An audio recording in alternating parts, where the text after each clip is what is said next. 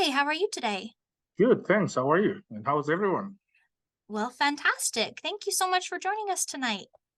You're welcome. My pleasure. Yep. So that means I'm good to go. You Share are my good. screen. You are good to go, Daddy. Thank you. Thank you. Okay. So while I'm doing that, again, I get to do this every month. My name is Dedi Ramba. Until last month, I was the community health worker specialist with the Department of Health and Human Services in the HEAL program. But I moved to a different position, but it's still my honor to be presenting from time to time in this bi-monthly meetings that we have. Can you see my screen? Yeah, we can see your screen. Oh, okay, just making sure. Yeah, so this is a presentation that was prepared by my colleague Rachel Black, with whom we work together as people who are the subject matter experts of community health worker work. But now she gets to do almost all the work. So I'm just going to go over the core skills training that we've been doing for quite some time now.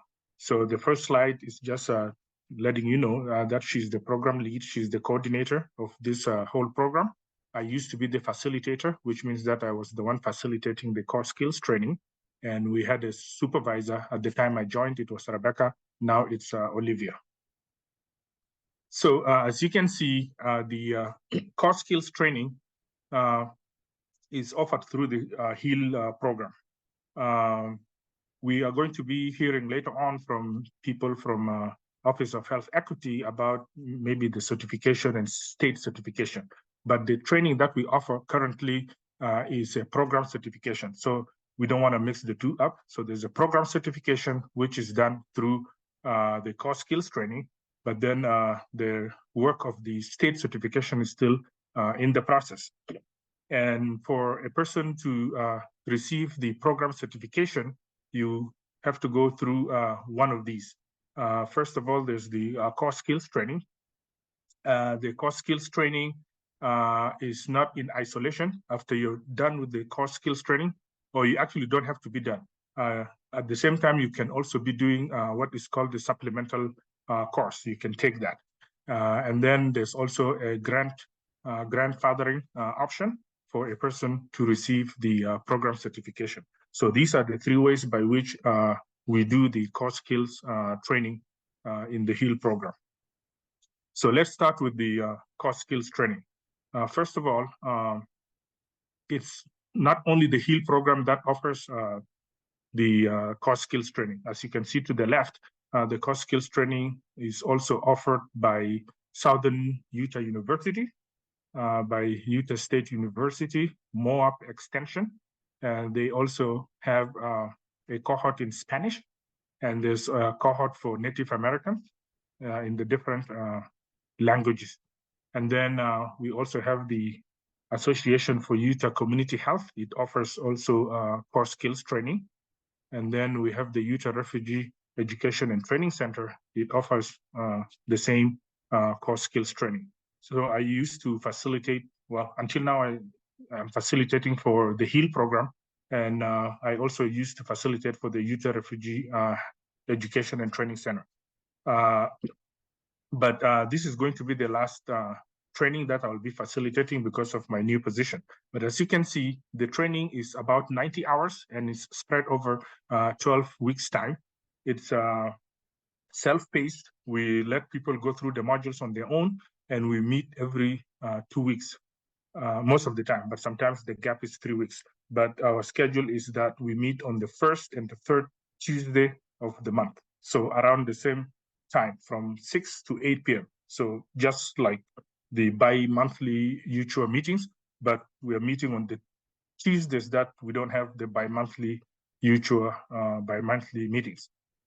So the skills that are taught in the core skills training, or the things that we consider important for all community health workers to know and to be familiar with, we consider them the core competencies are interpersonal and relationship building, service coordination and navigation, communication, group facilitation, capacity building, all these things. These are the basics of the knowledge of community health workers.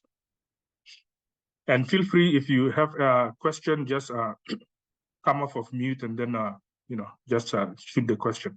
But as you can see, there are some trainings or modules that are also offered in Spanish, like the breast cancer screening and the cervical cancer and stuff like that. But we are also working on trying to get the core skills training translated into Spanish. I don't know how far things have gone, but I know that work had started in regard to that. That was, oh, sorry, let me go back one thing. I missed the supplemental courses. All right, so yeah, I talked about the 90 hours and stuff like that, but then the other thing is the supplemental courses. The supplemental courses is like in addition to the core skills training, but you will not get your program certificate without doing the supplemental courses. You have the option of picking about 4 of these modules before you can be awarded your program certification. But at the same time, the supplemental courses are open to the public. So you don't have to be enrolled or you don't have to sign up for the core skills training to take the supplemental courses. If you just feel like, this is a subject that you're interested in, improving or honing your skills in, then you can just sign up for it. Between the time so you have 6 weeks. Once you sign up, you have 6 weeks to complete the module, or else you will then be removed because of the issue of space. We want to accommodate as many people as we can. You can see on the screen, we have about 13 modules in the supplemental courses. There used to be about 20, but we removed some of them. Some of them are relating to COVID-19 and the pandemic, and these are not so much relevant at the time, right now, so they got removed. But at the same time, you will hear later on from Office of Health Equity that, with the state certification in the future, there's going to be a requirement for instance, CEUs, continued education units or credits. So there is a work group that is working on identifying what other modules need to be added to these supplemental courses. So this list may change in the future, but as of now, we have these 13 modules for the supplemental courses. And then we have the grandfathering option, which is reserved for people who have worked over 5 years. We know that a lot of community health workers are already experienced people. They're doing a lot of work in their community, and they've been doing it for quite a long time. So we also encourage people who have over 5 years of experience working in the community to apply for this program. This is another route to get the program certification. So instead of going through the core skills training, you do the grandfathering option, but there is also a process that you have to go through. You have to build your portfolio and tell or convince, make your case as to why you should be grandfathered into the program. There's also a committee or a work group that is in charge of that. They meet on a quarterly basis. Unfortunately, this is not open indefinitely. So this option is, I believe, coming to an end in December of this year. But I may be wrong. But I see Oretta's here. She may, correct me or say that the accurate time later on. But as far as I know, December of this year is the last chance for people to do the grandfathering option for the program certification for the core skills training. And then currently, like I said, I moved to a different position. I am facilitating a cohort right now. We began in October 17th, and it will end in January 21st. And then after that, I don't know, but I know that there are plans about restructuring the team. I know, well, like I mentioned before, it was me, Rachel, and our supervisor at the time who were the 3 people in charge of community health worker work. But now that I'm not there, so it's going to be mostly Rachel. And I don't know how things are going to be restructured or how things are going to proceed going forward. But January 21st would be my last time facilitating the core skills training with the community health workers. And here is the website. You can go to the HEAL website, and from there you can go to community health workers, and you will get more information about anything relating to community health workers and future trainings and things along those lines. And if you need further questions or clarifications, there is Rachel's email address on the screen. You can shoot her an email. She's the one in charge of enrolling, coordinating all the efforts, and so forth. So yeah, that's all I have for tonight regarding the core skills training that is offered by the HEAL program in the Department of Health and Human Services. Thank you so much for listening. I can take any questions if there are.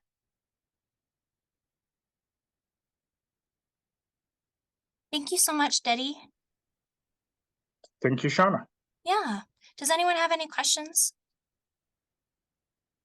for Dedi before we move on? If not, and you guys think of one later, just go ahead and message him. He's always available for you guys to ask any questions too, right, Dedi? Yes, Shauna. And my email is still the same though. So you already, a lot of people know my email. So although it's a different position, but it's still the same email. But yeah, just so that I know. Thank you. Thank you so much. Thank you.